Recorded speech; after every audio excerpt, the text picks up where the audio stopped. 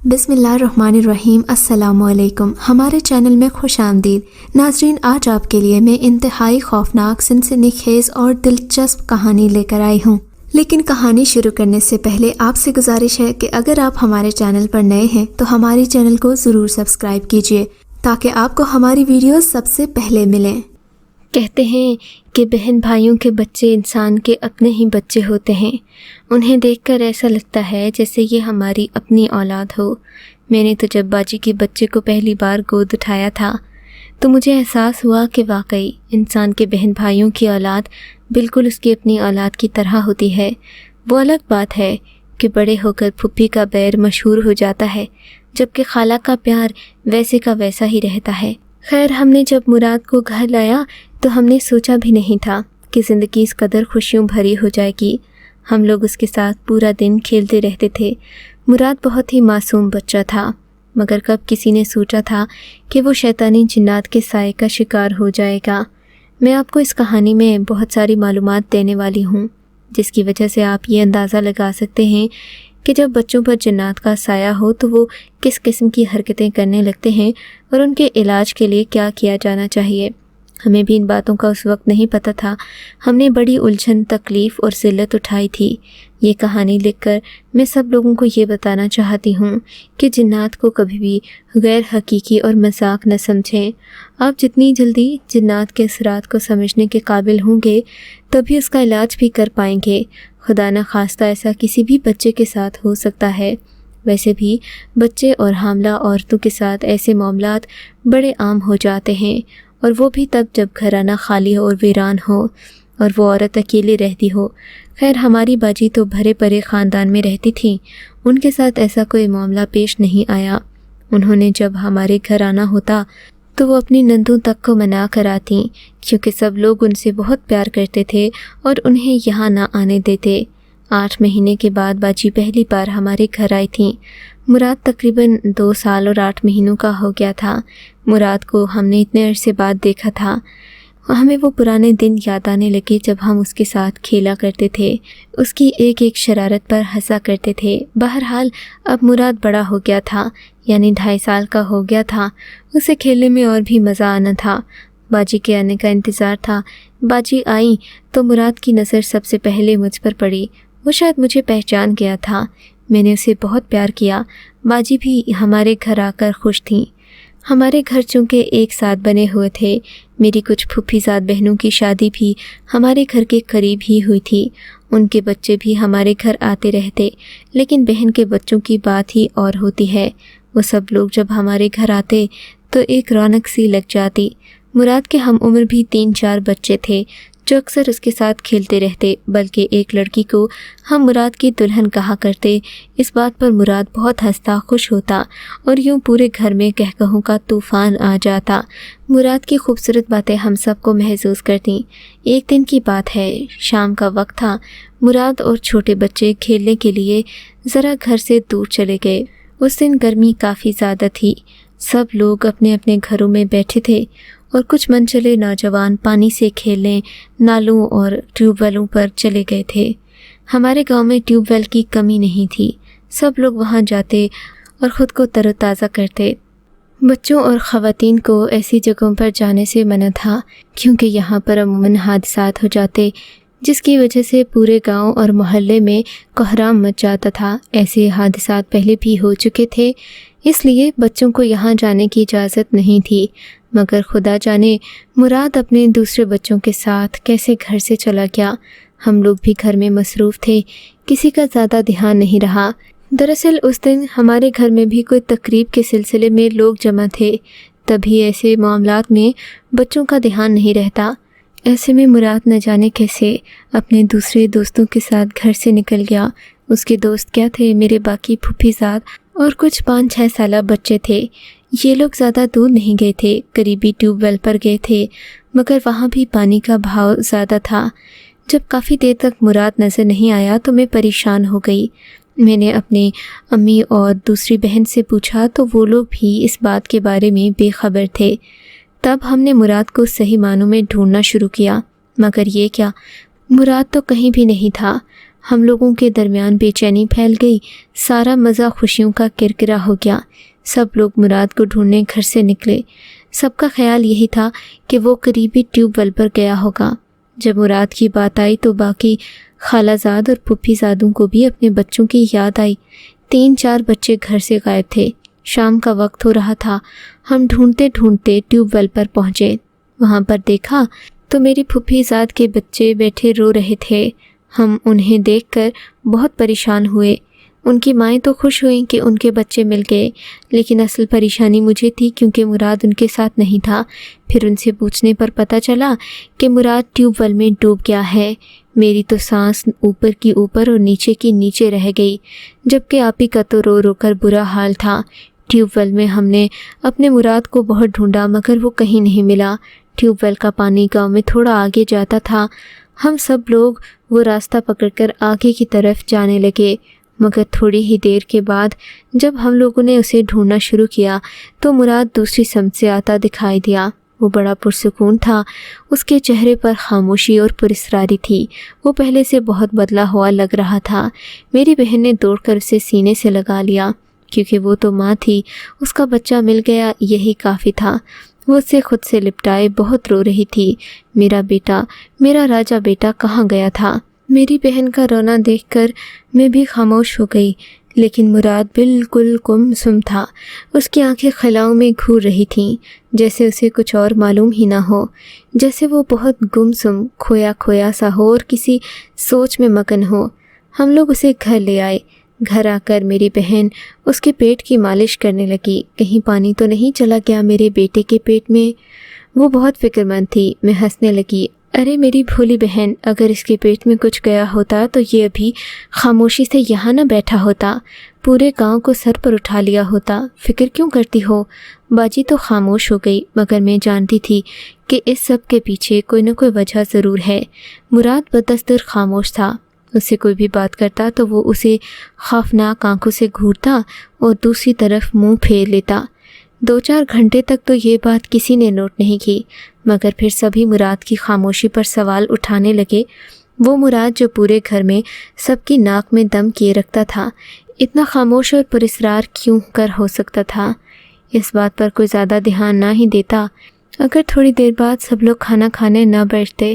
رات کا کھانا لگ چکا تھا۔ آپی عموماً مراد کو کیلا یا کھچڑی وغیرہ الگ سے بنا کر دے دیا کرتی تھیں، مگر آج مراد بھی ضد کر کے کھانے کی میز پر بیٹھا تھا۔ ہم سب لوگ خوش تھے کہ چلو وہ کھا تو رہا ہے۔ عموماً بچے ایسے حادثات کے بعد بڑا ہی پریشان ہو جاتے ہیں، ان کی بھوک اور نیند اڑ جاتی ہے، مگر مراد کھانے کی ضد کر رہا تھا۔ آپی نے کہا اب میں اسے کھانے سے منع نہیں کروں گی، ویسے بھی یہ 3 سال کا ہونے والا ہے، اب تو یہ کچھ بھی کھا سکتا ہے۔ آپی نے تو یہ بات ویسے ہی کہی تھی، ہمیں امید نہیں تھی کہ مراد اتنا زیادہ کھانا شروع کر دے گا۔ اس کے سامنے چاولوں کی ایک چھوٹی پلیٹ رکھی تھی، جسے پورا ختم کرنے کے بعد اس نے دوسری پلیٹ مانگی تو آپی نے خوش ہو کر اپنے بیٹے کو 2 بار پلیٹ بھر کر دی، مگر اب تو حد ہی ہو گئی تھی۔ مراد بڑی بڑی بوٹیاں اٹھا کر کھانے لگا، یہاں تک کہ اس نے پورا ڈونگا خالی کر دیا۔ اب سب لوگ اسے دیکھنے لگے، کچھ تو ہنس رہے تھے، کچھ خوش ہو رہے تھے۔ کچھ لوگ کہنے لگے کہ بچے اتنا کھانا کب کھاتے ہیں، تمہارا بیٹا بڑا ہو کر پہلوان بنے گا۔ مگر پھر اس نے جب 2 گلاس پانی کے بھی پیے تو سب لوگوں کے منہ کھلے کے کھلے رہ گئے۔ اس کے بعد میرے چچا مراد کو اپنے پاس بلانے لگے، جس پر اس نے صاف انکار کر دیا اور بھاگتا ہوا دوسرے کمرے میں چلا گیا۔ میری بہن ہنسنے لگی اور دوڑتی ہوئی اس کے پیچھے گئی۔ اب وہ اپنے راجہ بیٹے کو 1 منٹ بھی اپنے سے دور نہیں رکھ سکتی تھی، وہ اس کے لیے بہت پریشان ہوتی تھی۔ یہ وہ واقعہ تھا جو اسے موت کے منہ سے کھینچ لایا تھا، مگر ہم کیا جانتے تھے کہ موت کے منہ سے کھینچنے کے علاوہ مراد کسی اور مصیبت میں بھی پھنس چکا ہے۔ خیر بات یہیں پر ختم نہیں ہوئی، ہم سب نے مراد کی بھوک سمجھ کر اس واقعے کو بھلا دیا تھا۔ اگلی صبح ناشتے پر جب ہم سب لوگ بیٹھے تو مراد عجیب نگاہوں سے ہم سب کو دیکھ رہا تھا۔ ایسا لگ رہا تھا جیسے وہ کسی گہرے مقصد کے تحت ہم سب کو جانچ رہا ہو۔ ہم لوگ خاموش رہے، ویسے بھی بچوں کی بات پر رد عمل کون دیتا ہے۔ اس کے بعد جب سب نے کھانا شروع کیا تو مراد نے ایک بڑا سا پراٹھا اور چائے اپنے سامنے کر لیا۔ सब लोग उस पर हंसने लगे। थोड़ी ही देर में मुराद ने सारा पराठा खा लिया। अब तो दूसरा पराठा भी खाना चाहता था। आपी ने आधा पराठा तोड़कर उसे दिया। बच्चा था, उसमें इतना पेट कहाँ से आया कि वो इतना बड़ा पराठा अकेले ही हजम कर जाता। मगर मुराद 2 पराठे खाने के बाद भी खामोश नहीं हुआ। वो और खाना मांग रहा था। अपनी माँ यानी मेरी बहन से कहने लगा, मुझे मक्खन दो। बहन ने मक्खन का 1 चम्मच लाकर उसके सामने रखा, मगर ये क्या, मुराद ने वो चम्मच उठाकर दूर फेंक दिया। मुझे मक्खन का डब्बा लाकर दो। मुराद की ये बात सुनकर हम सब खामोश हो गए। मुराद इतना बदतमीज़ तो नहीं था, वो इंतहाई तमीज़दार बच्चा था। जब भी बात करता तो उसके लहजे से मालूम होता कि वो एक पढ़ी लिखी माँ का बेटा है। मगर अब मुराद किसी जंगली जानवर की तरह तेवर दिखा रहा था। आपी ने उसे संभालना चाहा, मगर वो उनके काबू से भी बाहर हो गया। सीधा किचन में गया। किचन में मेरी वालिदा मौजूद थीं। मुराद ने उनसे भी मक्खन वाला डब्बा मांगा। अम्मा ने यही जवाब दिया कि तुम्हारी माँ तुम्हारे लिए मक्खन ले गई है। अम्मा चाय लेकर अपने लिए नाश्ता वगैरह बनाकर बाहर आ रही थीं। दरअसल अम्मा को अक्सर ब्लड प्रेशर की शिकायत रहती, सो वो अपने लिए अलग किस्म की रोटी बनाती और हम उनके साथ ही खाते, लेकिन वो अपना सभी खाना तकरीबन खुद तैयार करती थीं। इस मामले में अम्मा बहुत अच्छी थीं। खैर, अम्मा किचन से बाहर आ रही थीं कि मुराद उनसे जाकर लिपट गया। अम्मा, मैं कह रहा हूँ, मुझे मक्खन दो। मुराद की गिरफ्त इतनी मजबूत थी कि अम्मा अपनी जगह से हिल भी नहीं पाई। अम्मा हैरान हो गई, इतने से बच्चे में इतना ज़्यादा ज़ोर कहाँ से आ गया। अम्मा ने एक पाँव हटाना चाहा, मगर पाँव तो जैसे किसी इंसान ने नहीं बल्कि किसी दरिंदे ने पकड़ रखा हो। वो भी एक छोटे बच्चे के हाथों और बाजों में इतनी जान नहीं होती। अम्मा ने हम सबको आवाज़ दी। हम सब लोग किचन की तरफ गए। देखा तो मुराद ने उन्हें टांग से पकड़ा हुआ है और वो उन्हें जाने नहीं दे रहा। सब पहले तो इस मंजर पर हंसने लगे, मगर फिर मुराद ने उनको नहीं छोड़ा तो हम भी परेशान हो गए। मुराद में इतनी ताकत कहाँ से आ गई? हाँ भाई, सुबह शाम पराठे खाएगा तो ऐसा ही होगा। मेरा भाई हंसते हुए उसे मेरी अम्मा की टांग से अलग करने लगा तो उसने अम्मा को यूं घूर कर देखा जैसे वो उनका दुश्मन हो। फिर उसने भाई के चेहरे पर एक जोरदार थप्पड़ मार दिया। मैंने तुम सबसे मक्खन मांगा है, मुझे मक्खन ला कर दो। मुराद के इस थप्पड़ ने सबको भौंचका कर रख दिया। अब तो हम सबको मुकम्मल यकीन हो गया था कि कोई ना कोई गड़बड़ ज़रूर है, मगर फिर भी हम सब लोग ये चाहते थे कि मुराद पर ऐसा धब्बा ना ही लगे तो बेहतर है। अगर ऐसा हो जाता तो सब लोग मुराद के बारे में न जाने क्या सोचते, और फिर मेरी बहन को ही सब लोगों ने इल्ज़ाम देना था, ख़ासकर उसकी सास और नंदू ने। मेरी बहन बहुत परेशान थी। वो मुराद को अपने पास सुलाने के बाद मेरे कमरे में आ गई। बोली, मैं अपने बच्चे की हालत की वजह से बहुत परेशान हूँ। जब से वो पानी वाले हादसे से बच कर आया है, उसके बाद से ऐसी ही हरकतें कर रहा है। तुम्हें क्या लगता है हमें क्या करना चाहिए? मैं चूँकि इन बातों पर यकीन नहीं रखती थी, मुझे लगता था कि मुराद को कोई जहनी मसला हो गया है। मैंने आप ही को वही मशवरा दिया जो कि एक अच्छी और मुखलिस बहन अपनी दूसरी बहन को दे सकती है। आप ही, तुम इसे डॉक्टर के पास क्यों नहीं लेकर जाती? हम लोगों की यही बुरी तो आदत है, हम लोग हर बात जिन्नात और आफात पर डाल देते हैं। हालांकि ऐसा कुछ नहीं है। तुम्हारा बेटा बीमार होगा, हो सकता है कि उसके दिमाग में कोई मसला हो गया हो। ऐसी चोट में अमूमन दिमाग का कोई ना कोई हिस्सा मुतासिर हो जाता है। शायद उसका भूख को कंट्रोल करने वाला हिस्सा मुतासिर हो गया हो, तभी तो वो बार बार ज़्यादा खाना खाता है। इसके अलावा उसने कोई ज़्यादा बदतमीज़ी नहीं की। तुम लोग अगर उसे खाने को दे देते और वक्त पर देते तो वो कभी भी इतनी बात आगे ना लेकर जाता। मेरी बात सुनकर बहन हाँ में सर हिलाने लगी, मगर मुझे मालूम था कि डॉक्टर के पास जाकर मुराद ठीक हो जाएगा। खैर, कल ही सुबह मुराद को डॉक्टर के पास ले जाया गया। डॉक्टर ने मुराद का मुआयना करने के बाद कहा कि बच्चे के दिमाग में कोई चोट नहीं आई, अलबत्ता ये वक्ती तौर पर परेशानी और भूख का असर होता है जो 2-3 दिन में ज़ायल हो जाएगा। अगर आपका बच्चा ज़्यादा शोर करे तो इसे ये सुकून की नींद दे दें, इससे इसके दिमाग को आराम मिलेगा और ये दोबारा अपनी नॉर्मल ज़िंदगी पर वापस आ जाएगा। मेरी बहन बड़ी पुरुमीद होकर वो दवाएं लेकर घर आई थी। घर आकर उसने अपने बच्चे को ये दवा दी तो वो गहरी नींद सो गया। दवा का असर यूं ही होता है, गहरी नींद सोना पड़ता है, तभी इंसान के जिस्म की बीमारी ठीक होती है। खैर, जब मुराद घर आया तो उसे आपी ने सुला दिया। अब घर में खामोशी थी। खाला और फूफोजाद के बेटे भी जा चुके थे। घर में सिर्फ एक मुराद था जो अपनी बीमारी के बाइस सोया पड़ा था। मुझे उसकी याद आने लगी। वो सुबह से सो रहा था। अब तकरीबन दोपहर के 2 बज रहे थे। उसने कुछ खाया भी नहीं होगा। आपी, क्या बात है? मुराद पहले बहुत खा रहा था, अब कुछ भी नहीं खाएगा क्या? मेरी बात पर आपी बोली, मुझे इसके खाने की फिक्र नहीं है।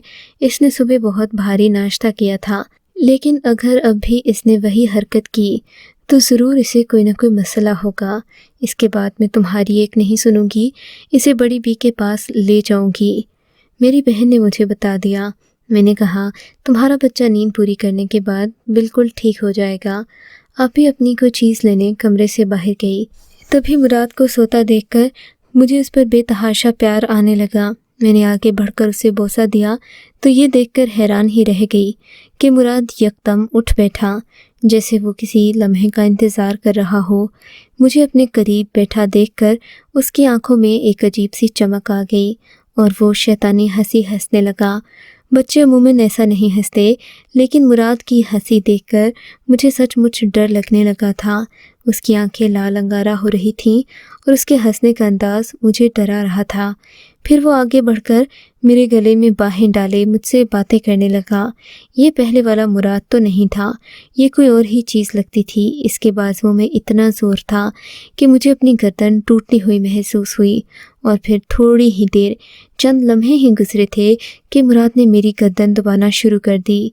मैंने चीखो पुकार शुरू की। उसी वक्त मेरी बहन कमरे के अंदर दाखिल हुई।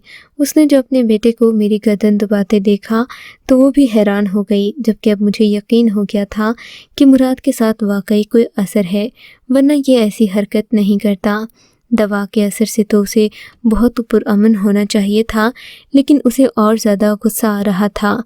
अब तो इस बात में कोई शक नहीं रह गया था कि मुराद पर कहीं न कहीं जन्नत का साया ज़रूर मौजूद है, और जब तक इसे ख़त्म नहीं किया गया मुराद ऐसी ही उल्टी सीधी हरकतें करता रहेगा। अब आप कहेंगे कि बच्चे अमूमन ऐसे ही होते हैं, लेकिन मेरी खाला और बाकियों के बच्चे कभी भी ऐसा रवैया इख्तियार नहीं करते थे। मुराद भी इससे पहले ऐसा नहीं था, पूरा दिन हंसता खेलता रहता था, मगर आज न जाने उसे क्या हो गया था।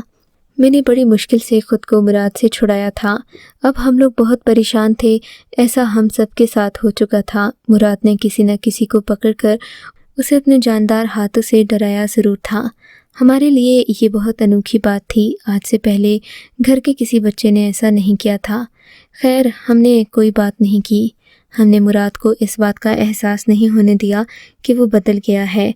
ना ही हमने इस बात का जिक्र किया कि हम उसे बड़ी अम्मा के पास लेकर जा रहे हैं, क्योंकि अमूमन ऐसा करने से बच्चों की हालत और ख़राब हो जाती है। थोड़ी देर के बाद बड़ी आपा कहने लगीं, चलो हम लोगों को अब वहाँ चले जाना चाहिए जहाँ मेरे बेटे का इलाज रखा है। वो ढके छुपे अल्फाज में बातें कर रही थीं, मगर मुराद उन्हें बड़ी ही गहरी नज़रों से देख रहा था, जैसे वो उन्हें कुछ कहना चाहता हो मगर कह ना पा रहा हो। अब तो सच पूछें, मुझे भी मुराद से बहुत डर लग रहा था। आज तक मैंने किसी बच्चे के हाथों में इतना ज़ोर नहीं देखा था। हालांकि मैं मेडिकल की स्टूडेंट थी, हमारे पास तजर्बे के तौर पर कई बच्चे आते रहते थे जिनसे हमसे सवाल जवाब करते। बाज़ बच्चे काफ़ी ज़िद्दी भी होते। बाज़ औरतों को देखकर हम लोग उनके बच्चों को संभालते जब उनसे सवाल जवाब करते, लेकिन इस बच्चे का ज़ोर ही अलग तरह का था। ये बहुत ताकतवर लग रहा था, जबकि बच्चे ऐसा होते नहीं हैं। हम लोग मुराद को लेकर बड़ी अम्मा के घर गए। बड़ी अम्मा खुशकिस्मती से घर पर ही मौजूद थीं। बड़ी अम्मा ने हमें देखते ही समझ लिया कि हम किसी ऐसे मसले के तहत आए हैं। इन्होंने मुझे अपने कमरे में बुलाया और चुपके से कहने लगीं, तुम अपने साथ जिस शैतान को लाई हो उसे दूसरे कमरे में बंद कर दो, मैं खुद उसको जाकर देख लूँगी। उनका इशारा मुराद की तरफ था। उन्होंने बड़ी संगदिली से मुराद को शैतान कह दिया था। मुझे तकलीफ़ तो बहुत हुई, लेकिन जाहिर है अम्मा जी एक रूहानी शख्सियत थीं। उन्होंने वही कहा जो उन्हें नज़र आया। कहते हैं कि बुज़ुर्गों को जिन्नात वैसे ही अपने सामने नज़र आ जाते हैं, फिर चाहे उनके लिए कोई बड़ा जिन हो या छोटा जिन। वो अपने हरबे इस्तेमाल करके इन जिन्नात को सबक सिखाने के अहल भी होते हैं। बहरहाल अम्मा बी ने उस कमरे में जाकर न जाने मुराद पर क्या फूंका। थोड़ी देर तक मुराद के रोने की आवाज़ें आती रहीं, फिर वो भला चंगा हो गया। जब वो बाहर आया तो मेरी बहन ने उसे देखा। अब वो पहले वाला मुराद लग रहा था। आप भी बहुत खुश हुई और दादी से सारा मुआवजा पूछा तो वो कहने लगी, बेटी तुम्हारे बेटे पर एक शैतान जिन आशिक था, मगर खुशी की बात ये थी कि वो जिन भी एक बच्चा जिन था, यानी उसकी उम्र ज़्यादा नहीं थी, वो 10 साल का था। मगर तुम तो जानती हो कि जिन्नात की ताकत इंसानों की ताकत से कई गुना ज़्यादा होती है। इसी वजह से मुझे उसे काबू करने में कोई मुश्किल पेश नहीं आई। तुम्हारे बेटे को इसी शैतान जिनज़ादे ने तालाब में डूबने से बचाया था। गालिबन तभी ये इसके पीछे पड़ गया है। ये तो इसे अपना दोस्त मानता है, लेकिन तुम्हारे बेटे के लिए ऐसी दोस्ती ख़तरनाक है। अम्मा भी ने एक लम्हे में सारी तारीख बयान कर दी। हम लोग हैरान परेशान वहाँ से वापस आ गए, लेकिन उसके बाद से मेरी बहन ने कभी भी मुराद को अकेले कहीं आने जाने नहीं दिया। आज मुराद बड़ा हो गया है, वो इन बातों को कब मानता है, लेकिन ये हम ही जानते हैं कि मेरी बहन की जान अपने बेटे में बसती है और इस सब का ज़िम्मेदार वो वाक़या है जिसने मेरी बहन के अंदर की ममता को जगा दिया था और तड़पा भी दिया था।